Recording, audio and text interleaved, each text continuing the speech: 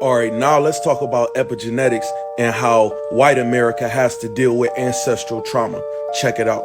Now, if you never saw this movie right here, American Psycho, this movie is about a young white investment banker named Patrick Bateman who develops an insatiable habit of brutally murdering people.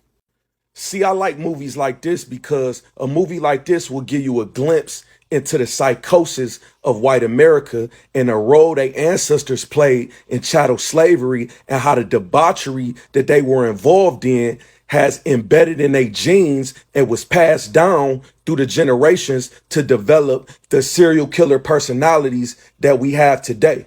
See, a lot of things that would be considered nowadays to be immoral, illegal, or even ungodly was common practice to a lot of these sexually deviant slave owners during the transatlantic slave trade. Even when you pay attention to some of the phrases that we use nowadays, a phrase like being seasoned, as in being a seasoned veteran or a seasoned employee, that actually come from seasoned slaves, as in the initiation process or what they put a slave through fresh off the boat to create a slave. Uh, and it consisted of brutal labor.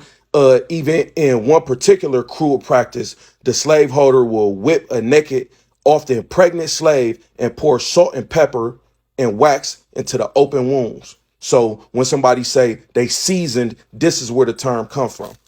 See, when you watch a show like Dahmer on Netflix, a true story about Jeffrey Dahmer and how he was killing and consuming the body parts of black people, but you got to remember and pay attention to how all these serial killers, they explain how they don't really know why they was doing this, how they was satisfying something carnal inside of them, some from inside the deep, darkest parts of their DNA.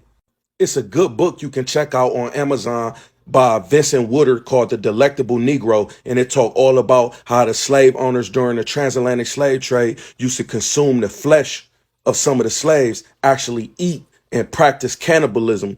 And this was passed down through epigenetics down to the 21st century. So now when these serial killers is performing these acts, they don't know why.